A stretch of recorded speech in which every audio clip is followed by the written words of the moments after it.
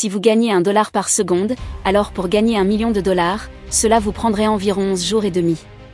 Mais pour gagner $1 milliard, cela vous prendrait plus de 31 ans et demi. Vous voyez, il est facile de penser à la richesse en termes de riches ou de pauvres, mais en gros, il existe probablement 5 niveaux différents de richesse, et à chaque niveau, les choses changent très radicalement.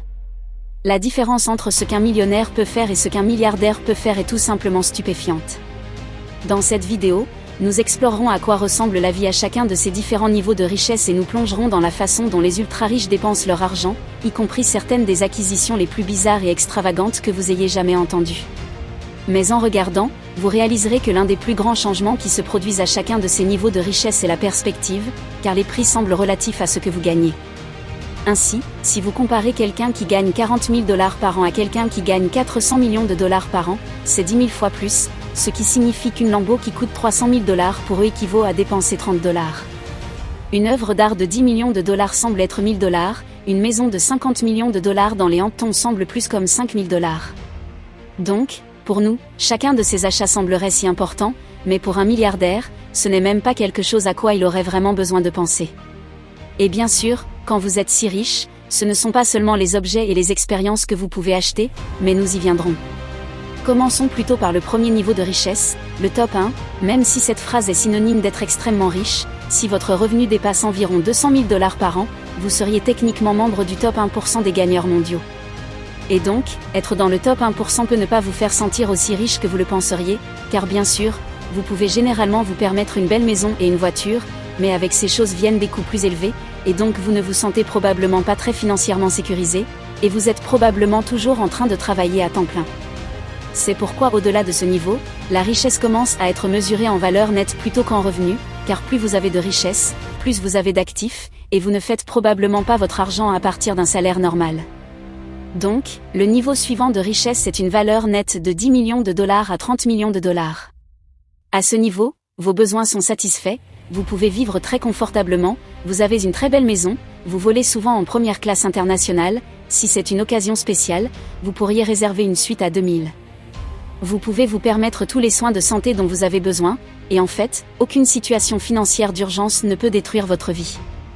Et pourtant, vous n'êtes toujours pas riche au point où l'argent n'a plus d'importance, vous devez toujours être sensé et prudent quand il s'agit de grandes décisions, et dans le monde bancaire, vous n'êtes toujours pas classifié comme ayant une valeur nette ultra élevée, ce qui nous amène à notre prochain niveau, une valeur nette de $30 millions à $100 millions.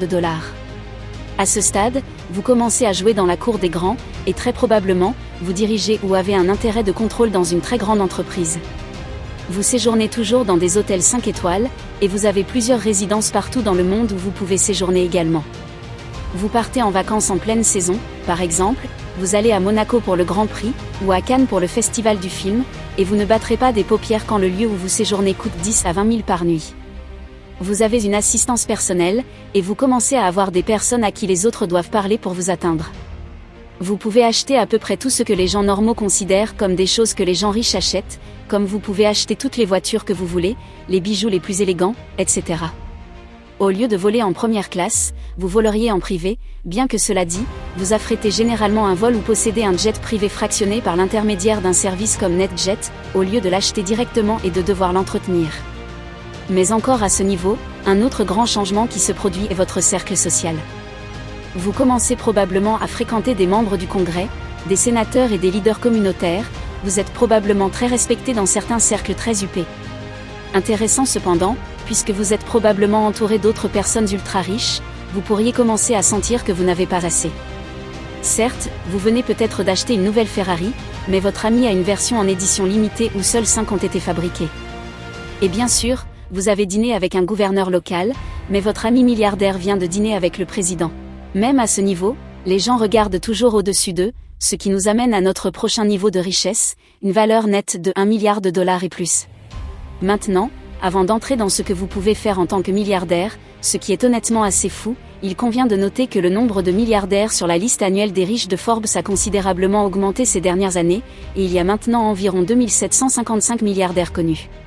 Bien sûr, il est possible qu'il y en ait plus qui ont une richesse générationnelle et qui font simplement un bon travail pour rester très discrets, mais quoi qu'il en soit, Forbes a estimé que ces 2755 milliardaires valent ensemble $13,1 billions, et ont donc plus de richesses entre eux que les 5 milliards de personnes les plus pauvres de la Terre combinées.